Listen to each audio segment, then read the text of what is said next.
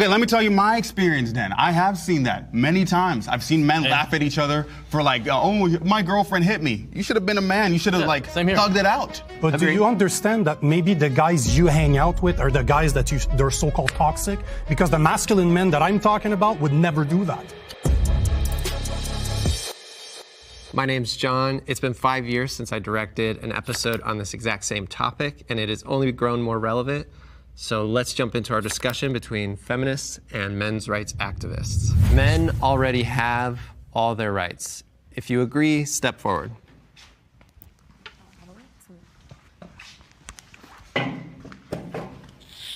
Let's start with you. I hate the name men's rights activists because it does imply that as if our rights are being taken away. The problem that men face is more existential. The patriarchy conditions men or assigned male at birth people to pretty much just keep your feelings shut down. By age 10, your feelings don't matter. And then 12 through 13 and onwards, you just don't really feel like you matter much as a person. And I don't think anybody's disagreeing with that. Our rights aren't really under attack. Meanwhile, half of Congress hasn't codified Roe v. Wade. They're trying to control women's bodies, and it's just ridiculous. Like, our rights aren't under attack, but a lot of women's rights are, and I think it's important that we fight for that. Right. I also think that there's a difference between like rights and inequalities. Yeah, of course. So I don't think that my rights being taken away. I think that's just an effect of patriarchy. I agree. We're not like losing our bodily autonomy. We're not, fearing for our lives walking down a dark hallway, So I don't think they're comparable. I agree. Yeah. Yeah, I think when you look at most of the world's leaders are men, most judges are men. Look at even our Supreme Court, there's 9 judges and how many are women?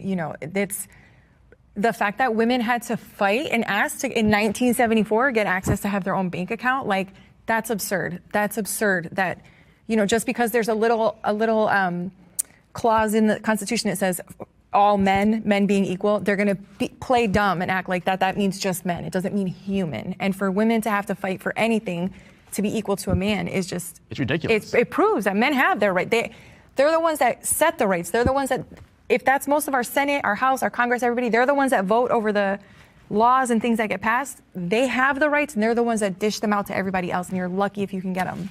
And we also need to remember men's right activism. While they do have some genuine plights, it started out as a combatant to feminism. So I feel like they laid the groundwork off a very bad foundation. No, I 100% agree. I think it's been hijacked by a lot of bad faith actors who blame women for problems that you should blame the patriarchy. Exactly. No, and it's very frustrating because I'm on this side because I think that there is genuine problems that I think need to be addressed. Exactly. I'm sure we can all agree on that.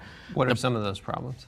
High suicide rates. Men are 4 times as likely to, I don't know what the TikTok version of the phrase is, but 4 times more likely. I think that's something that should be talked about more. I think that there's also, a lot of men are very hesitant to get rid of the notions of patriarchy, whereas I've noticed a lot of women or assigned female at birth people are very willing to just throw away any notions of femininity. I think a lot of men have a lot of emotional baggage from the patriarchy that they redirect at women, and it's not fair to them, right. And it's also hurting us. Right. And the problem is for some men, all they have is their notion of masculinity to the point that they cannot let it go, and they can't see anything else other than that. When the actuality is, again, gender isn't real. We're just plants with complicated emotions. When I look at people, I just see human-shaped flowers.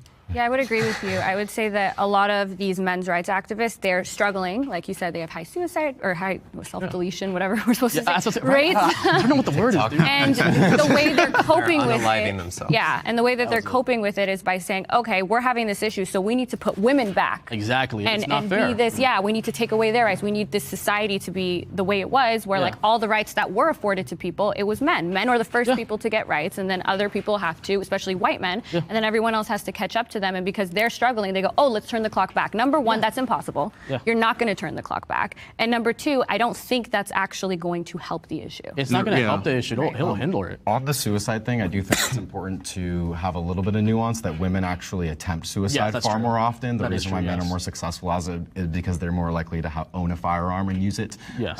But in terms of like men fighting for rights, I think that like movements that attempt to fight for rights for particular groups, that sort of description should be exclusive to genuine social justice movements. You know, there may be disparities in ways in which the patriarchy does disadvantage men, but I think that you can't co-opt the language of it being a social justice, a rights-based movement. No, that's the problem is that like I have this thing I say. I feel like saying that like men have feelings is kind of like saying all lives matter, because men only ever bring up their problems directly after women bring up theirs. So it just sounds dismissive.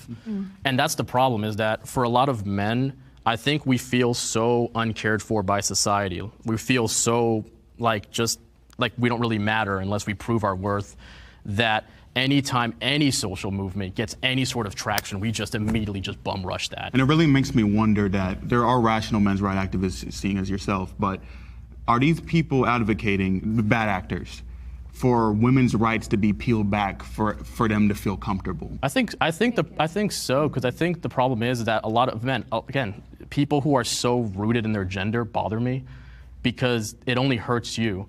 It only hurts other people around you. It's kind of like the idea of like, because the problem is that men are allowed to express anger, but they're not allowed to express sadness. Right. Women are allowed to Yeah. express sadness, but you cannot express anger. Or else they get called like a bitch. Yeah, exactly. I've never heard one men's rights activist talk about like men, the loneliness epidemic of men not having friends. without It's blaming always women. like women's Exactly. problem. No, I agree. They don't want to date you. They don't Yeah, want to no, it's like stupid. hook up And they with never you. offer any never talk about- solutions. yeah. No solutions. Exactly. So this Exactly. is a great opportunity to bring in our God. disagreeers, but I ask that we listen to what they have to say before we disagree with them. So the perspective that I come from was about 3 years ago, I wanted to know why men didn't want to get married anymore. I kept hearing men say, I don't want to get married. And it kind of took me down the rabbit hole of family court. I started interviewing men that had been what's called divorce raped. And I kept finding guy after guy after guy that lived a couple miles from his kids and could not see them. It goes back to men should have access to their children. It's 50% their DNA. They should get 50% custody off the bat. And right now, 90% of the time, women get custody. The question was, do men have all of their rights? How can I say that they have all of their rights when I'm finding guy after guy after guy that is devastated he can't talk to his children? I had one guy who the woman got custody, and she ended up taking the kid to a different country, and now his kid doesn't speak his same language. He spent $300,000 trying to get that kid back. I want to look at women's stories as to why they don't want to get married. tried. And I could go interview Tried. 1,000 women. You're looking for tried. these It kinds of wasn't- men. What she is discussing are individual and yes, tragic cases, and we can acknowledge that. But what we're discussing is a systemic issue. On aggregate, men and women after divorce, women see a 27% decline in the reduction of their income. They're more likely to be in poverty, and they're less likely Because to get we're remarried. If you go around the world, there are countries that have male-only conscription, countries that have higher pension ages for men. Countries like the US and Canada have certain welfare programs that men are excluded from, domestic violence laws, homeless laws. There are many cases where men do not have access to the same public welfare programs, tax-paid programs. And if you look at something like the draft in the US, people say, well, that's outdated, it doesn't happen anymore. But many countries in the world, included some that are considered like very first world progressive feminist countries, Austria, Finland, Switzerland, they have male-only conscription. And many countries have higher pension ages for men. So there are many examples of countries that have laws that directly discriminate against men. So do we have all the rights? I mean, no, we don't. In the US, I had to volunteer, well, not really volunteer, I wasn't given a choice, but I had to register for the draft. So that's a small example, but it's, you know, one that still goes on today. Going back to the family court thing, because we want to talk about traditional relationships, and that's how it should be. The mom should stay home with the kids, and the dad is the provider and all that. But then when it comes to the family court, we want to be like, oh, dads need 50% custody, but you don't even know your kid. You've been off providing all this time, and the only reason now you want 50% custody is because that's the only thing that still connects you to the woman, or whatever up reason you have, but it has nothing to do with the children at heart. It has to do with, I'm their father, I deserve 50% custody. But where were you the first 10, 15 years that we were raising the kids? I'm not denying that they need their mothers or their fathers more. Men and women complement each other. That is what I'm saying. Some men are more masculine, some women are more feminine. My girlfriend's more feminine, I'm more masculine. We go very well together because our values align. What is I will